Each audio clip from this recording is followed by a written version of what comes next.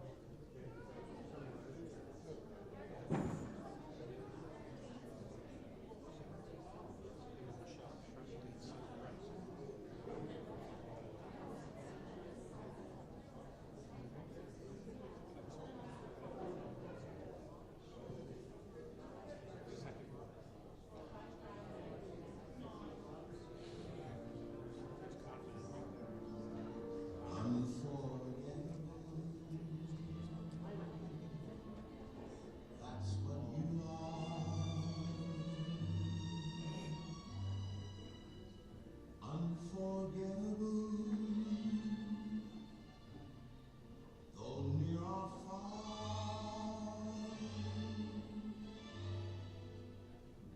like a song of love that clings to me.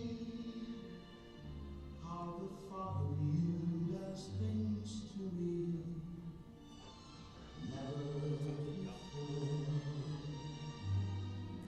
has someone been more unforgettable in every way.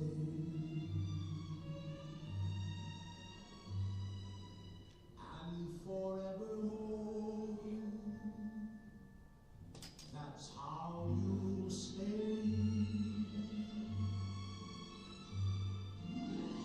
That's why, darling, it's incredible that someone so unforgettable thinks that I am unforgettable too.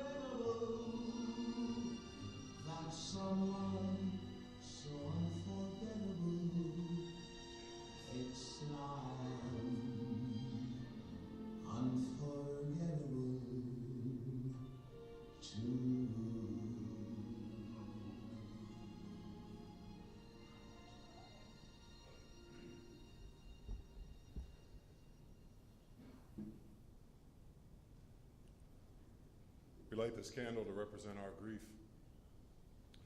The pain of losing you is real. Reminds us of the depth of our love for you. Reminds us that our lives are now changed forever. And we light it for our love. We light it that your light may always shine. We cherish the special place in our hearts that will always be reserved just for you. We thank you for the gift that your living has brought to each of us. You are loved, and you will long be remembered.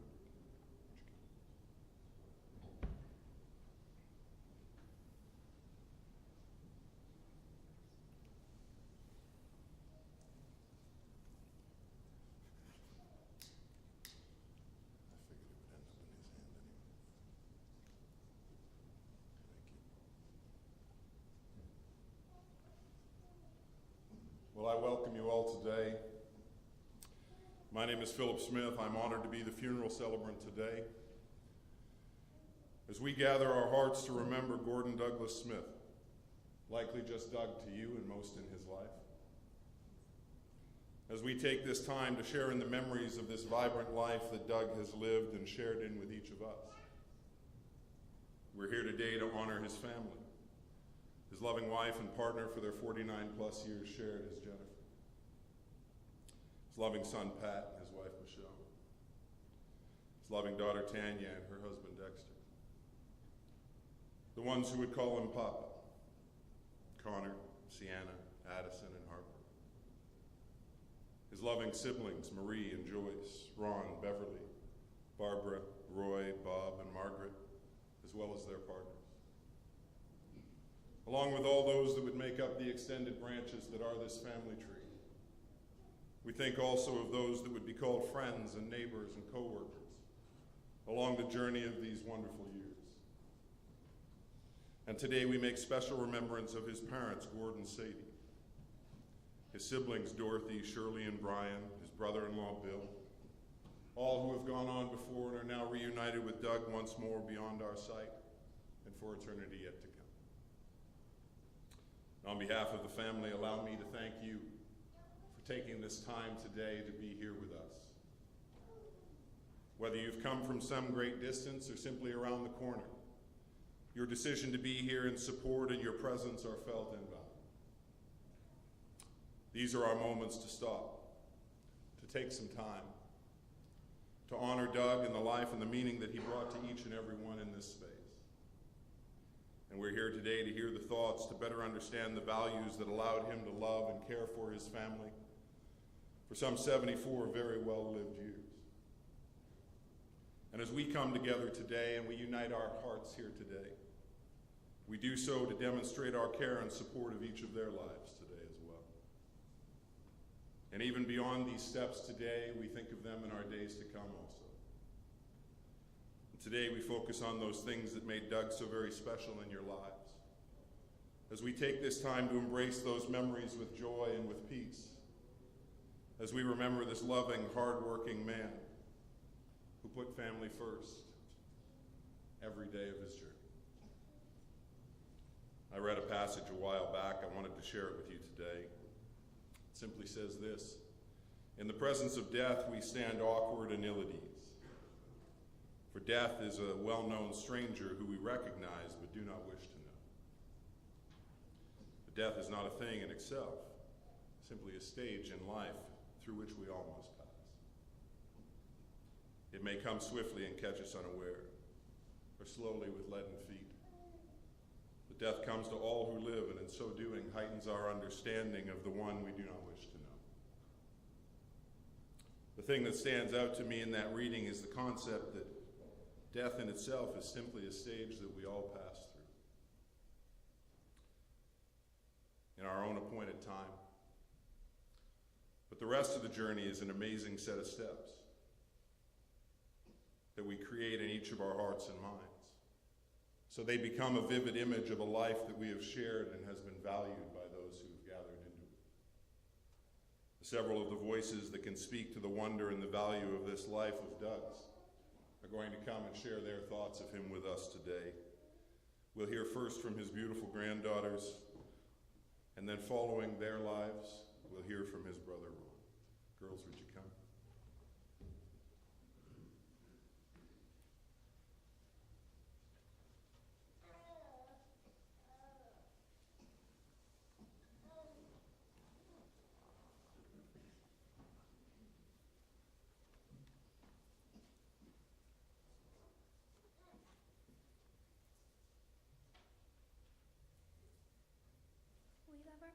so much. We are going to miss him so much. He taught us patience and manners, how to plant vegetables and water them correctly.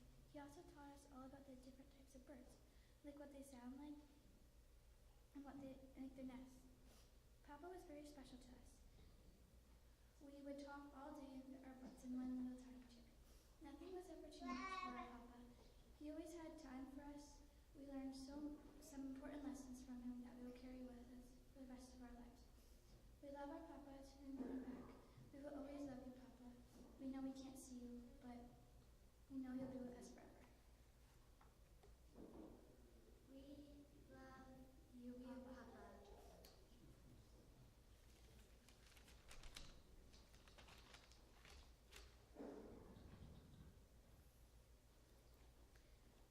I started writing this on April 21st at 10:57 p.m., exactly 40 minutes. After my pop crossed the Rainbow Bridge, I've been adding to it every day since, because there will never be enough words to amount to the man that Papa was, but I'll try.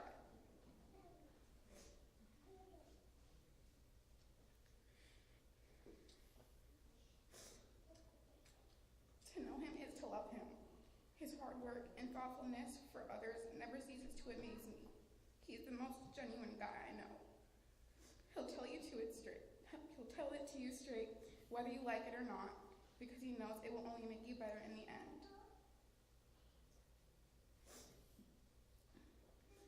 He was all about tough love. I learned that when he stuck me outside for dinner when I wouldn't stop crying at the table. But no matter how tough that love was, he always reminded us how much we meant to him. He loved his grandchildren so much. He wore those handmade shirts with so much pride. He always reminded us of our worth, how much he loved us, and how proud he was of us. He was the kind of grandfather every child dreamed of having. He took us on the best adventures. He taught us everything we need to know about nature. He always snuck us bacon. He fished us the last olives from the jar. He taught us how to fish. He let us help him in the garden. He cut up the cantaloupe. He built us birdhouses to paint. He supported us in everything we did. And I do believe he was the first person to trust me behind the wheel of a vehicle. And because of him, I now have a one-of-a-kind Chevy Cruze. He always said how great his grandkids are, but his grandkids are only great because of their grandfather. In one way or another, he helped raise us. He built a unique bond with each one of us and left us with enough wisdom to guide us through the rest of our lives. Papa's faith and confidence in me pushes me to be the best version of myself.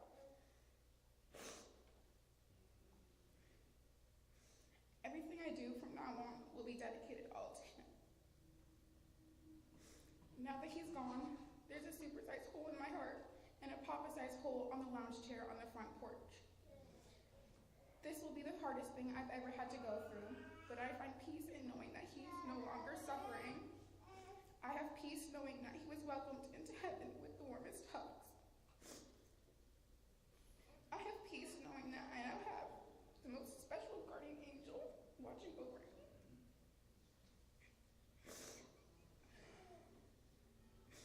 Papa, I'll hear you in every bird song and picture you in every garden. I'll miss you forever. I'll love you forever. And I will never forget you. You'll live on through our hearts and walk with us along the way. You fought so hard, and you deserve peace. So rest peacefully, knowing you've done your work down here, and that we're taken care of. Papa, you are the best of husbands, best of fathers, best of grandfathers, and best of men. Rest in paradise. We love you.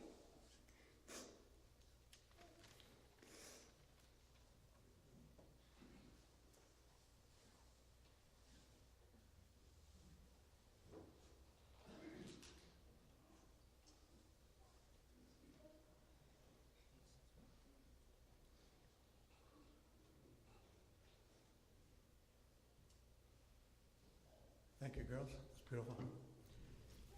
It's kind of making me a little sad now, though. I wanted to start off by saying that I have a feeling that Doug, Sister Dot, Sister Shirley, brother-in-law Bill, and Doug's brother-in-law Ken Quinn, they're all looking down here right now saying, "Oh no, Ronnie's going to speak." What will you remember about me today? But seriously, the focus here is today on Doug. Many of you probably know he wasn't a big fan of pomp and ceremony, and to be honest, he might have been happy without today's gathering, but Jennifer and I have talked about it. I've talked to others about it. I think everyone here wanted to have some type of closure. We're going to have, I shouldn't say we, Jennifer and the people at the 10 Acres, Doug's family at 10 Acres is going to host it, but there is going to be a larger celebration of life later on in the summer when Bradley Puckrin has his corn ready. And so it'll be kind of like a corn roast, tree planting ceremony, something more in the way of a party and a celebration that Doug wanted. But by all means, we felt that we have to celebrate his life today as well and thank him for the life well lived. Like Phil said, 74 years. Nowadays, that somehow seems young, but 74 years is a good life, and Doug lived a good life. I should refer to my notes because I definitely will get off track here if I can read them. So first, again, I'd like to thank Jennifer and Michelle and Pat and Tanya and everyone for the obituary that they put in about Doug. It was a really good description of what he was and what his life was all about. And also the pictures, a perfect display of where Doug was at with his hunting and fishing and his grandchildren. It was all perfectly done. And there was a couple of things I did want to add to that because you can only put so much in a paper. And one of them was Doug's work life. The last few years of it with CUSW, the Canadian Union of Skilled Workers, he was very proud of that working relationship he had with his buddies there. And also he spent a few years on the interview team that brought in the new apprentices to CUSW. And again, he wasn't a supervisor much or anything like that, but he was one that did believe in a solid day's work for a solid day's pay.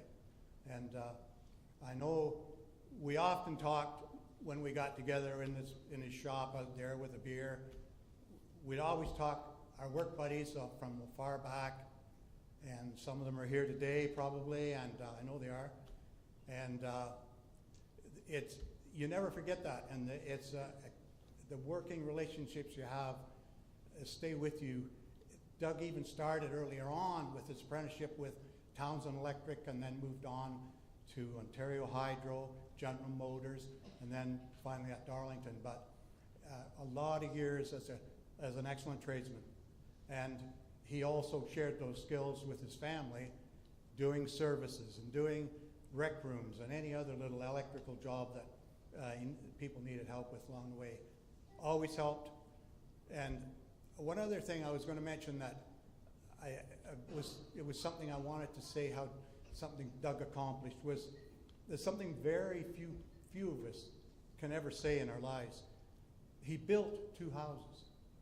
One in Tiverton, when Jen and Doug first got married, and a second one at the 10 Acres in the late 90s, early 2000s.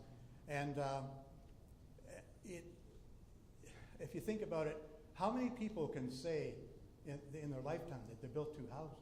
And he did most of the work himself. Like he contracted some of the main stuff, but for the most part, he did the work.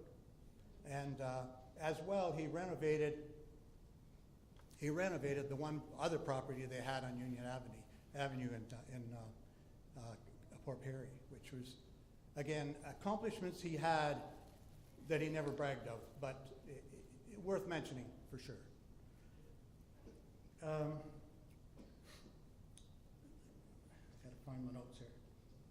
Oh, I have a note here called Lessons Shared. And that's directed at Pat, Tanya, and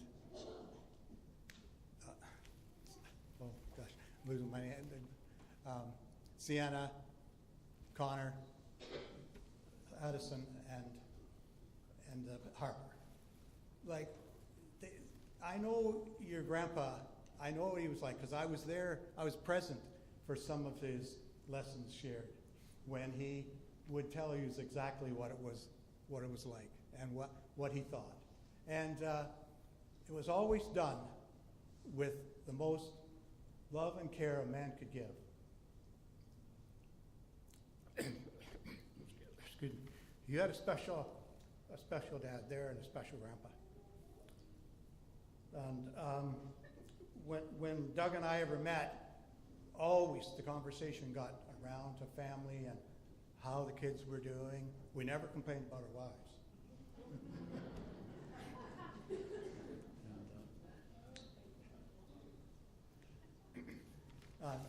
Well, there's one page done. I've only got 3, so that's like I was told that. I unfortunately told me Jennifer, and I heard through Phil as well, that there's no time limit. So. I did say you had to rely on your notes, though. Yes, I do. I have to stick back here. But yes, but get comfortable. Anyway, I did want to relate some personal memories of back in the farm days, where, you know, a lot of you weren't ever there, but we had a family of 10 children and mom and dad, and it was a different way of life.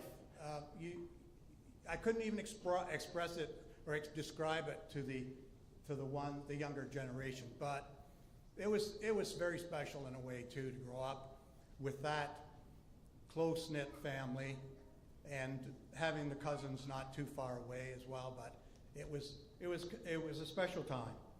And some of the things I remember in particular with Doug was we got going groundhog hunting together when we were quite young, and nowadays it would be unheard of for young people to have. And this was a .22 gun. It wasn't just a pellet gun. And we would often go out into the fields and back at our 50 acres, and then we'd get into Squires' at the back, and if they were groundhogs digging up the ground, we'd find them, and we'd be very patient and wait them out. And we most of the time would not hit them, but we put in a lot of hours at it. And then I think most of you know about Doug's birding adventures. I was part of that. Mostly, I did the groundwork though. He did most of the climbing. But we would pound these spikes into trees, and then there'd be a bird's nest of some sort up there, and up Doug would go, and we would have a daily check on them. We'd go and see how many eggs they had, and then how the babies were coming along and all that. We learned a lot, and it put in a lot of time, and kept us from going into the garden and doing the weeding and everything that we didn't want to do.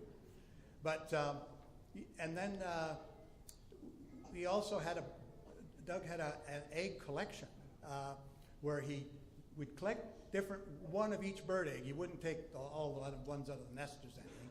Take one out of the nest, and we would put holes in it and blow out the yolk. And he collected them. He had well over 30, I don't know, maybe 50. I'm not sure how extensive, but it was quite a lot. And it was, again, a bit of an education. And probably some of the we did have lots of farm chores, And with the 10, family of 12 total, we needed to have a big garden and a big freezer and lots of preserves and whatnot. So that was quite a bit Doug's job, and my job was to rototill the garden, pull weeds and whatnot. And there, I remember one experiment my dad had. We had to extend the garden because we needed more potatoes. There wasn't enough potatoes for the family. So he tilled up this one patch, a couple acres, and planted all potatoes. But he didn't summer fallow it or anything where he got rid of everything. And it turned out it became a patch of twitch, and we couldn't find the potatoes by the end of it. But he dug them anyway, and the potatoes were so bad that the twitch was even growing through the potatoes. But I don't know if we ever got anything to eat out of it. But thank goodness we didn't have it only the 1 year, that patch. I try to get a couple of the memories. I did ask my brother Bob and sisters if they had any memories of Doug, and one of them was his Duster days. He had a blue Duster, fast car that he got once he got working, and I think he passed it on the family to Jen's brother Jim. But anyway, the story was that he drag raced that car on Harmony Road with Vince Bazzano and John Toffoli. So those were a few years back. And that was one phase of his life that it seemed to come to an end when Jen arrived and and the car went and whatever. But and he started building houses. But anyway, that was that. One other thing we did, Doug and I, when we had an off day, was we would spend an afternoon quite often out at Squires' Creek. It was just a great way to spend an afternoon. We'd walk that creek right from the 5th concession down to the 4th concession, and there would be turtles and fish and frogs and you name it. It was just something to do, and we never knew what we were going to come across. Muskrat maybe or something. Just and it occupied a lot of our time.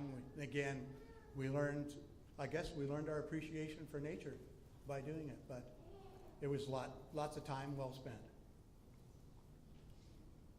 There was one Heffering memory as well that filtered through, and that was about gravel runs.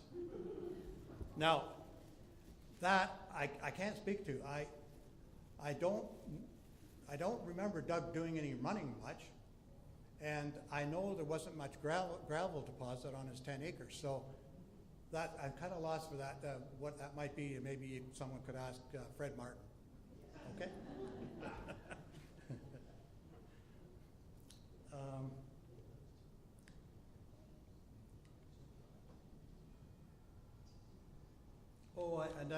Doug and I used to do with Pat, but sometimes just ourselves, we'd go out ice fishing on Lake Scugog. I don't know if that's allowed anymore, but it was a great time. Again, a good social time for Doug and I. I don't recall ever catching a fish out there, but Doug and Pat had good luck. So what we would do our duty out there, spend a couple hours, have a couple drinks of antifreeze, and then we'd go back to Doug's house, empty-handed. He'd go to the freezer and pull out the filleted frozen fish for me to take home. Couldn't ask for a better brother than that. So, I'm running out of material here. I'm down to 2 pages. I think I probably missed a bit here, but that's all right.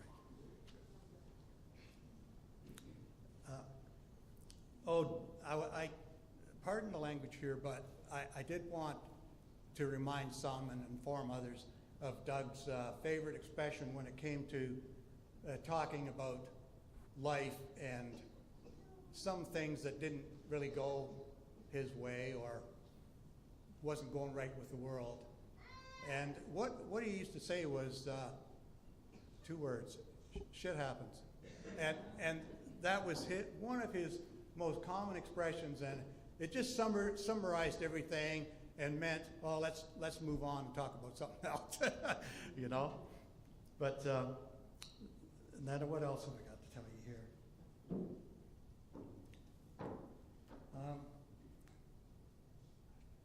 Well, I guess I should be winding this up because it's soon time for my own afternoon nap. Doug must have got that tradition from me. But before I sit down, I want to again publicly and on behalf of everyone here thank Jennifer, Pat, Tanya, and the grandchildren for the tender, loving care that Doug got once the leukemia really set in. It was not a pleasant thing. Even though we knew from Dot and from Shirley what to expect, somewhat, it never gets any better, I'll tell you. And he needed help. He got help. He had quality of life. He knew he was loved. He could not have asked for better.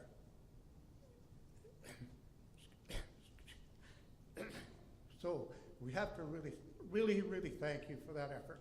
I know it was a labor of love for all, but by the same token, it had to be very difficult.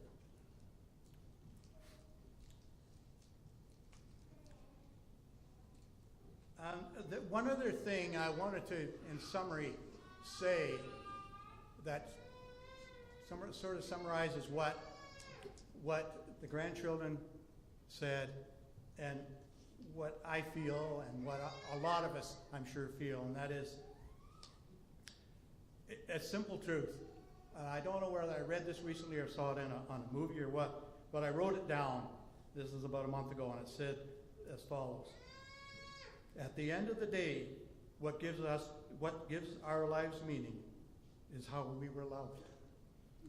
And I think from what you've seen on the screen and what you heard, I think you know that Doug was very greatly loved, and he did it right. He had a good life. He did it his way, lived, and he passed his way.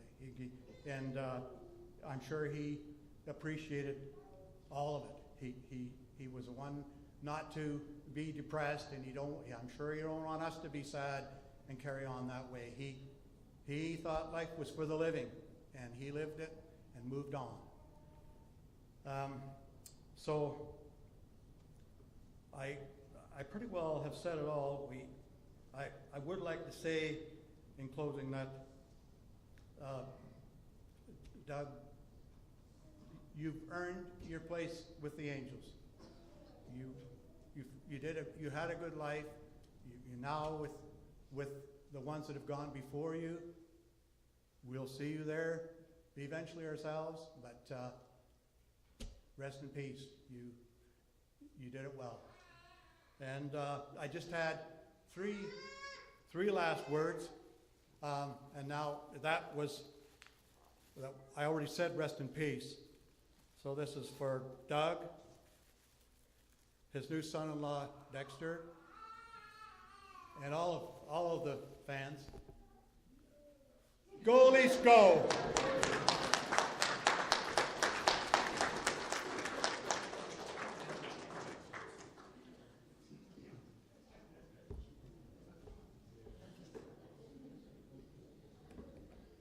Well, thank you, ladies, for those beautiful thoughts about your papa.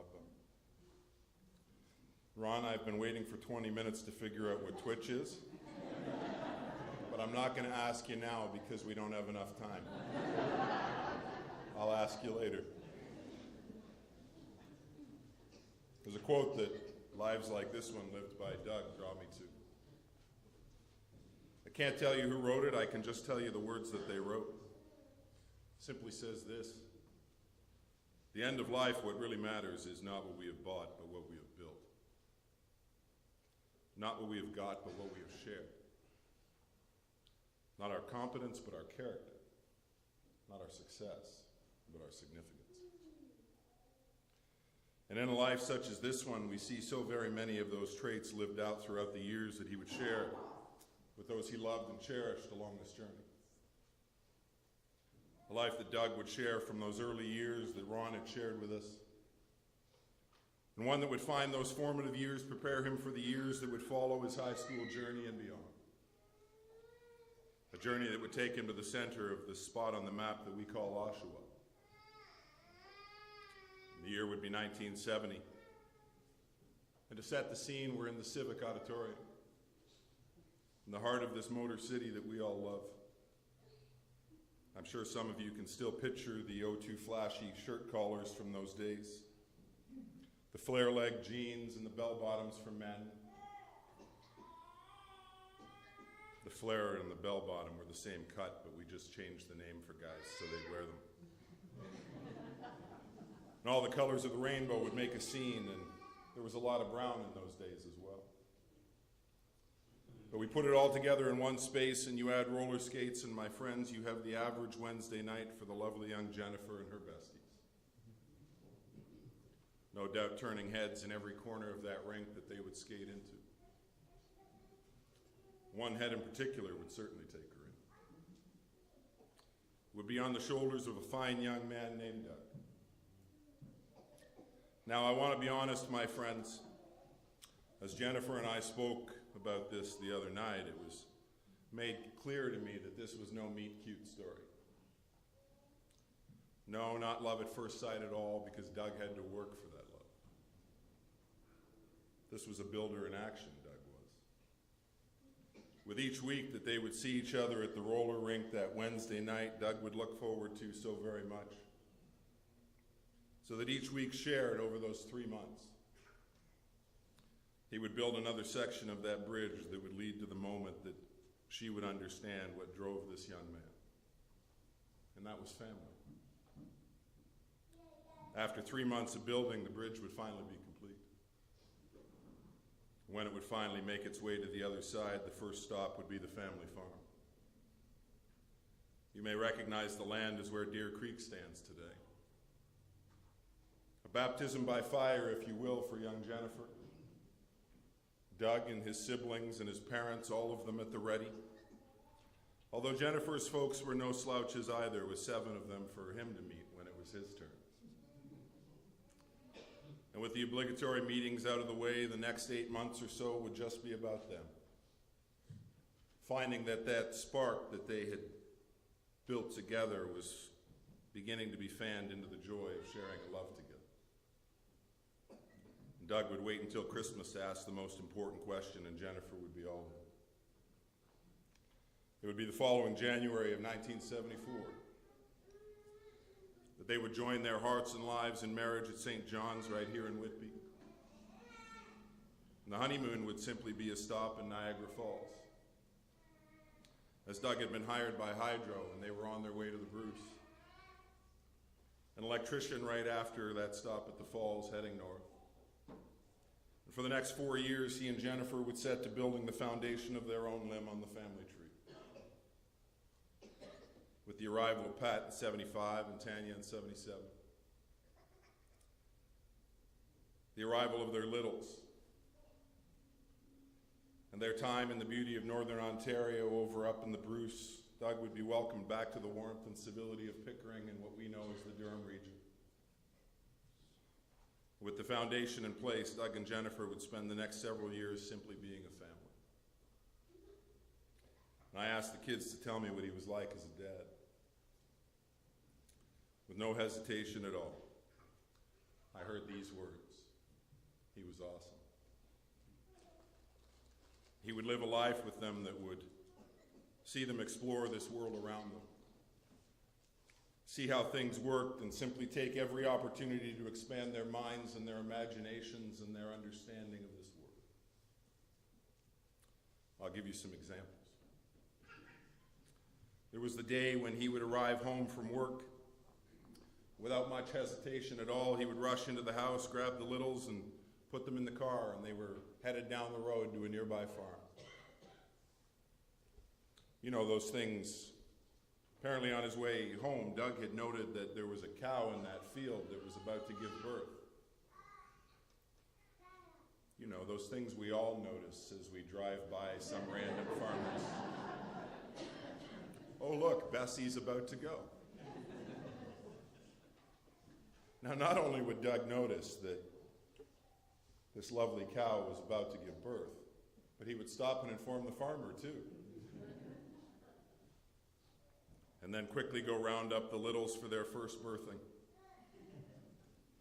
Let me be honest, my friends, this was not a one-shot and out birth. No, Mama was escorted into the barn for this one. I'm told that out came the pulleys as well. You know, just so that the littles could have something to look back on in their memories as they went to sleep that night. Or to talk about at show and tell the next day, perhaps. Or there was the day that he was driving to work in the morning hours. And he would notice a turtle laying eggs at the side of the road as he was driving past. Not simply smiling and thinking to himself, isn't nature cool? No, my friends. Doug would memorize the mile marker and the exact position of where that turtle happened to be that morning. So that on his way home, he could dig those eggs up and take them to his own garden and plant them for safekeeping and incubation. Let's just say that the turtles did not fully develop. But somewhere down that mile marker 127 is a very confused mom, likely still looking for them to this day. I could have sworn I left them here. And when Doug wasn't busy bringing the world to them, they would share time enjoying some of it together. The trips to Florida and Myrtle Beach in those younger years, times was shared with grands in the Panama City area. The second home in the sun each March break that they would share together. Of course, the joy of Disney and the wonder of times at a beach, and no doubt your first trip to a Target as well. For Doug, no matter where he would be, if he was outside, he was in his happiest place. Pat would grow to know the joy of those same passions alongside him, whether it was snowmobiling or running the four-wheelers, sharing time hunting together or filling the freezer with duck and geese for the months yet to come. Jennifer and Tanya would enjoy the warmth of the fire, some hot chocolate while the boys were out getting cold and wet. But he would be there to share those recitals with her, that's for sure. As she would share her talents with the world, I have no doubt that Doug was very much like any other dad in this room today whose child had a recital upcoming. Truly enjoying the pride in their own little virtuoso. But at the end of that one stunning number, in a subtle inner question, I wonder if it's okay to leave now. And whether it was a recital day or a day out for a rip on the sleds on a Sunday afternoon, the best part of that day would be the time shared around the edges of that table designed for family and friends together. And a tradition that Doug would welcome each and every week for his 50 years share, right up until this past Sunday. And while the weekly ones would fill his heart with joy in the moments and memories of his own Smiths, the welcome to 4949 each year, whether for the corn roast, or for 70 sitting down to a Thanksgiving dinner. If you've been to the house, you know how tight that would be. That welcome was always warm and would be one that Doug would truly love to be a central figure in. And anything that brought out the meat and potatoes, well, that was good for Doug to be certain. Mind you, his palate was as bland as a communion wafer. Seasoning for Doug would have been a pinch of salt and perhaps a flake or two of pepper, if he was feeling wild. Unless it was a great time shared with family out for a Chinese food feast. But even then, I'm pretty sure he wasn't the one ordering anything named Hunan spicy beef.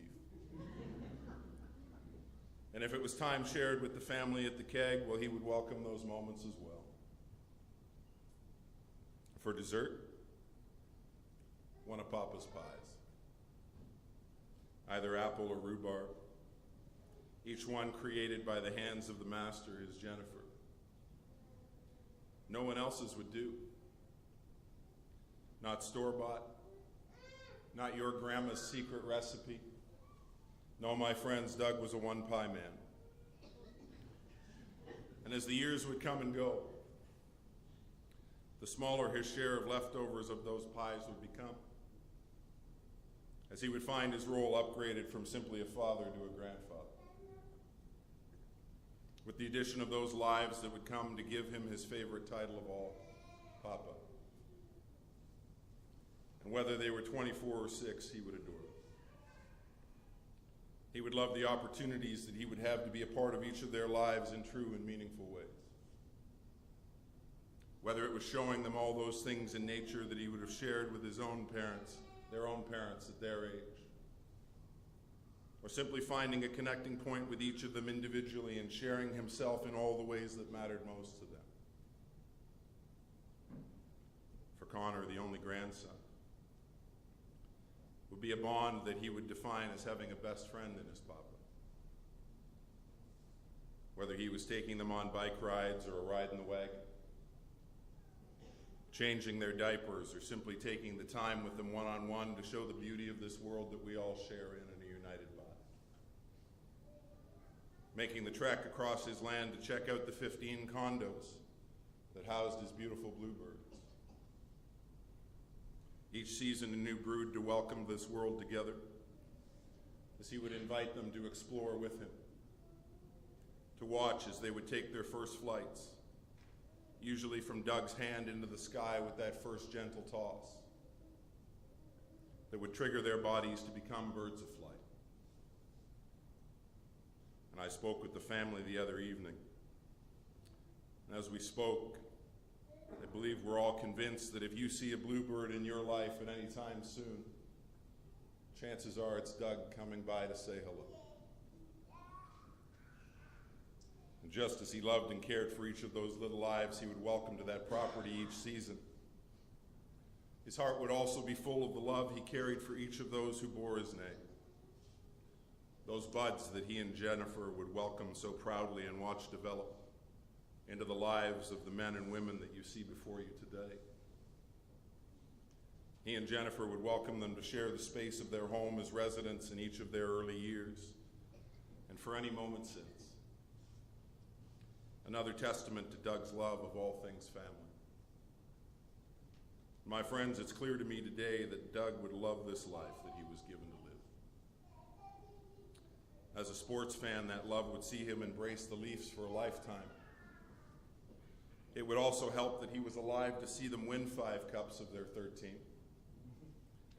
I'm not sure too many of us remember the 18 or 22 wins. And if you do, good on you. But Doug would be a Leaf fan for a lifetime. And as he would cheer on the Leafs all winter long, Jennifer would root for the boys of summer, her Jays. Thankfully, with Doug by her side on those nights, and she would never have to watch a commercial, apparently. In fact, whenever he watched anything on TV, the advertiser's money would be completely lost on Mr. Douglas Smith, as he would be what we would define as a flipper. No matter if it was during the game or catching up with some great show on National Geographic or Discovery, another round of How It's Made, or the only sitcom he would ever sit through, The Simpsons. Yet once those commercials came calling, Doug would spend the next 75 seconds flipping back and forth channel after channel after channel, before settling back into his show, now ready for him to enjoy once more. Did nobody introduce Doug to Netflix? Okay. If he had a book open, it was all about birds. The early years of exploring the varied birds that they would seek out, now full circle coming around to his spot in paradise. And I would love to tell you all about the music he loved, But honestly, the kids swore the other night that they can't remember anything other than 680 News as the backdrop of every car trip. But if there was a dance attached to the music, well, Doug was in. Some nights all the way in, apparently. Whiskey in one hand and his feet moving to their own rhythm, alongside the joy of sharing it all with Jennifer. And once the music started till the point it ended, he was on the floor. He would welcome a beer if you offered him one. After all, there are no bad beers, just some better than others, according to Doug. This coming from a guy whose mainstays included Canadian and Blue, before finding out that beer could have some taste thanks to MGD. But for Doug, as long as it was cold and it was yours, he was happy. He would love to welcome the spring and the new life that it would bring each year, as he would make his way to that high ground spot on his property and plant a garden large enough to keep his family and neighbors in surplus vegetables all season long. While Doug would be responsible for the sustenance in the gardens, Jennifer would bring the beauty to them as they surrounded their home. He would love to be with the woman that he would share it all with. And whether they were at home or at a cottage with a line dangling in the water, or in some sunny paradise or ocean cruise, if she was there, he was willing to leave his favorite spot only because she would be with him. And that's exactly where he would want to be. This proud Canadian, sorry folks, this proud Canadian man who would love his country, the beauty of its landscapes, and the fact that he was also the father to the best kids in Canada. We did note, however, that Canada has a very small population density compared to the majority of the world, but you did it, guys. Best in Canada is still a great title. And it would be that love for each life that he would call his family, the joy of time shared with friends, that would course through him as he would come face to face with his greatest foe in this lifetime. He would fight for each moment he could hold on to in the years and months that would come to follow. And even when he would hear the word leukemia as part of his journey, that goal of the next time shared with those he loved would motivate him to stand strong against it. He would endure the chemo. He would welcome the break in this past Christmas season, as time to share with those he loved and would welcome to his heart and home over a lifetime of great moments and memories shared. And when this February would come, also the run-up to a new round with chemo. The first dose given, and it would be too difficult for his body to continue beyond. And rather than lose time with those he loved, he would spend the next couple months between home and hospital. As each new day would come, another opportunity for Doug to share and know the warmth and love of those lives that he cherished, and who loved him so greatly as well. So that when March would come, Doug would know the care of the palliative teams and the warmth of his own home each day shared in that space that he had built into the most beautiful spot that he could imagine, shared with the most wonderful lives that he could hope for. And when the sun had finished its work for the day on the 21st day of April, in this year 2023, some 74 trips around the sun from where it would all begin, with his family by his side, Doug would take that last step in this life that separates our lives from those who have gone on before. He would find the welcome of those who have loved and missed him, to welcome him home beyond our sight. It's not what we have bought, but what we have built. Not what we have got, but what we have shared. Not our competence, but our character. Not our success, but our significance. And when we look back over the years shared in, we can easily see the beauty of what was built. The love of family, the value of friends, the success of a career. A love that was shared with all those who valued the time and welcome of Doug and Jennifer. And a love that saw Doug share from the depths of himself each and every day as he would provide for those lives that he would be a part of. A demonstration of his character. As he would work diligently to meet the goals that he and Jennifer would set for their lives and the lives that they called their own. So that as we gather here today, certainly we can see the success of Doug's life. But most importantly, we can see the significance of what his life has left behind. To carry on the legacy that he is and has become to each one who held him close, who called him a part of their own days. There's honesty in our sorrow today, my friends. The loss of those we love is something we must each walk with and deal with in our own ways, in our own time. Yet for those of us who remain, no matter your view of what may come after our days of living, Doug and his value in your lives will still be felt in the course of your days so long as memories last. For those present witness to this wonderful life that was Doug, my encouragement for you today is that you would continue to find time to reach out to this family who loved him so greatly. To let them know that your thoughts remain with theirs as they walk this life. To be a comfort and a care alongside them in those times when they may need your smile, the warmth of your embrace, or your listening ear to listen with care. Our time of remembrance this afternoon will conclude here in the chapel momentarily. Following our time here, the family will invite you for a time of light refreshment and reception in the upper room. Your continued shared stories and memories of Doug. But as we do prepare to take our leave of this space today, I'd like to share with you two final things. A reading and a song, both dedicated in love to Doug from his family today. The poet writes these words. You can shed tears that he is gone, or you can smile because he has lived. You can close your eyes and pray that he will come back, or you can open your eyes and see all that he has left. Your heart can be empty because you can no longer see him, or you can be full of the love that you have shared.